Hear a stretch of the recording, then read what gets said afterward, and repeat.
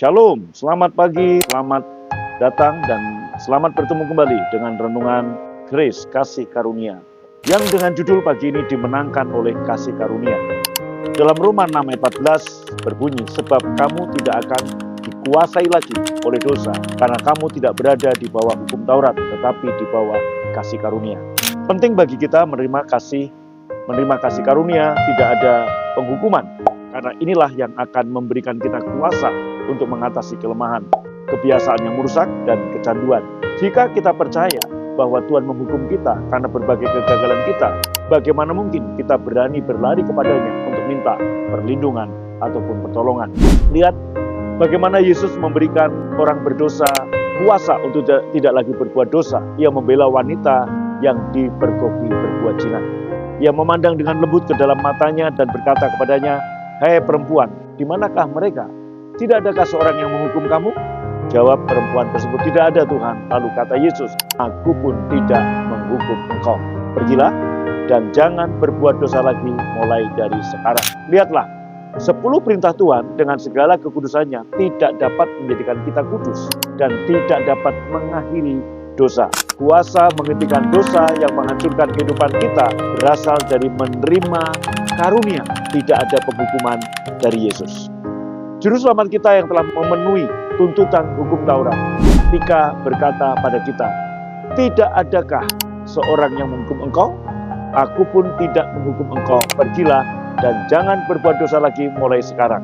Inilah kasih karunia, inilah kemurahannya yang tidak kita upayakan. Hukum Taurat berkata, Tuhan tidak akan menghukum kita jika kita berhenti berbuat dosa. Tetapi kasih karunia berkata, "Aku telah menanggung penghukuman untukmu di atas kayu salib. Sekarang engkau dapat pergi dan jangan berbuat dosa lagi. Sebab kamu tidak akan dikuasai lagi oleh dosa, karena kamu tidak berada di bawah hukum Taurat, tetapi di bawah kasih karunia."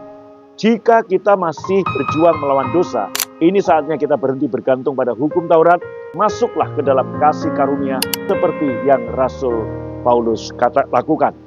Saat kita sadar, Yesus telah menjadikan kita benar, bukan karena upaya kita, dan Dia telah menyempurnakan kita oleh kemurahannya yang tidak kita upayakan.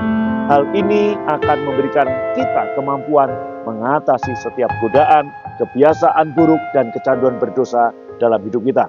Saat kita menghampiri Juru Selamat kita, Yesus Kristus, Tuhan melihat kita sempurna. Bapa melihat saudara sempurna seperti Yesus. Bapa tidak akan menghukum dosa masa lalu, masa kini, bahkan masa depan. Karena semua dosa yang telah dan akan kita lakukan, semuanya telah dipakukan di kayu salib. Kita sekarang bebas untuk tidak lagi berbuat dosa, mengalami kemenangan dan keberhasilan atas segala dosa dan perbudakan dalam kehidupan kita. Saya mengajak Bapak Ibu Saudaraku berdoa. Mari, Bapa, terima kasih karena aku diberi kuasa untuk mengalahkan setiap cobaan, kebiasaan, dan kecanduan dalam hidupku.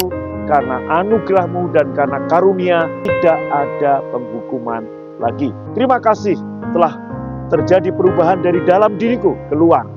Adalah karena kasih karunia-Mu, bukan karena hukum Taurat. Hanya oleh kasih karunia yang tidak layak kuterima dan bukan karena usahaku. Berubah dari kemuliaan kepada kemuliaan, semua karena kasih karunia Tuhan. Aku menerima karunia tidak ada penghukuman lagi. Dan terima kasih untuk kemenangan atas dosa dan ikatan dalam hidupku. Amin. God bless you. Tuhan Yesus memberkati. Shalom.